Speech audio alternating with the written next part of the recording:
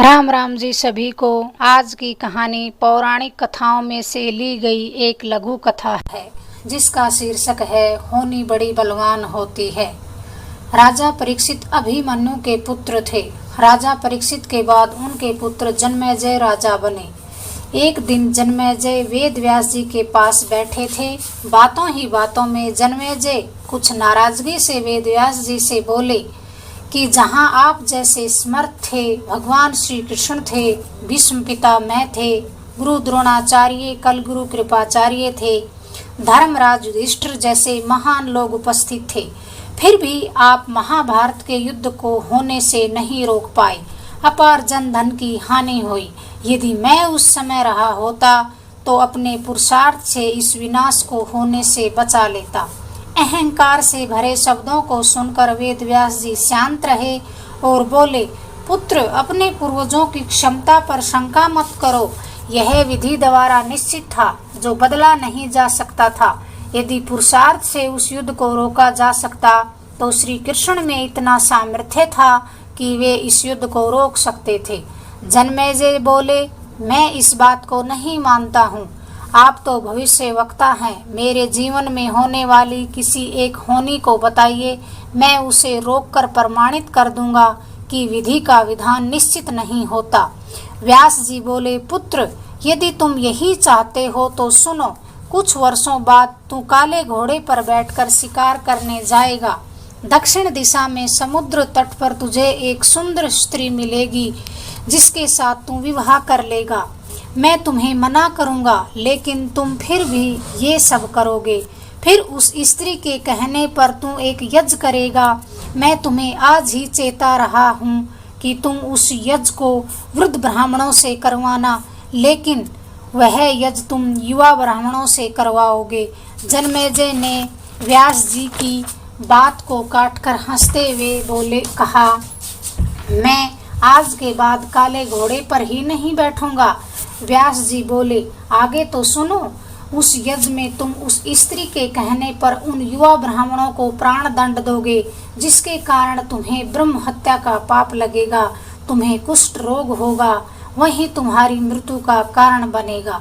ये सब रोक सको तो रोक लो। व्यास जी की बात सुनकर जन्मेजय ने शिकार पर जाना छोड़ दिया। पर जब होनी का समय आया तो उसे शिकार जाने की बड़ी प्रबल इच्छा हुई। उसने सोचा, काला घोड़ा नहीं ले जाऊंगा, लेकिन उसे अस्तबल में काला घोड़ा ही मिला जो पूर्ण रूप से आज स्वस्थ था। फिर उसने सोचा, दक्षिण दिशा में नहीं जाऊंगा, लेकिन घोड़ा अनियंत्रित होकर दक्षिण दिशा की ओर भाग लिया।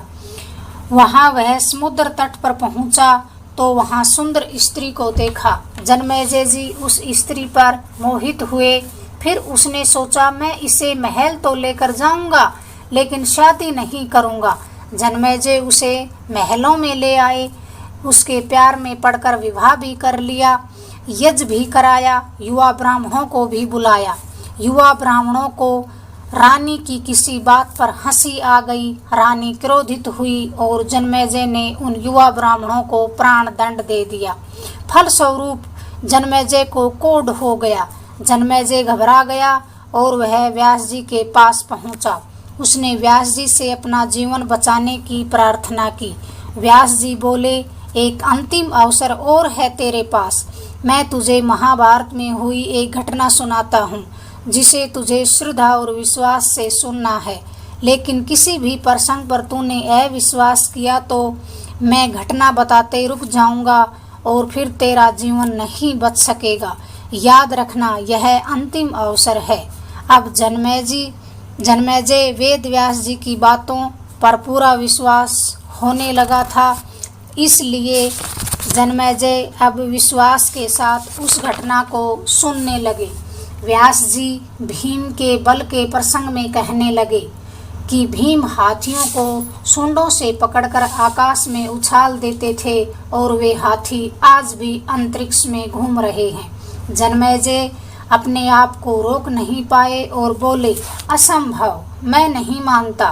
व्यास जी चुप हो गए और फिर बोले, पुत्र, मैंने तुझे कितना समझाया था कि श्रद्धा और विश्वास से सुनना है।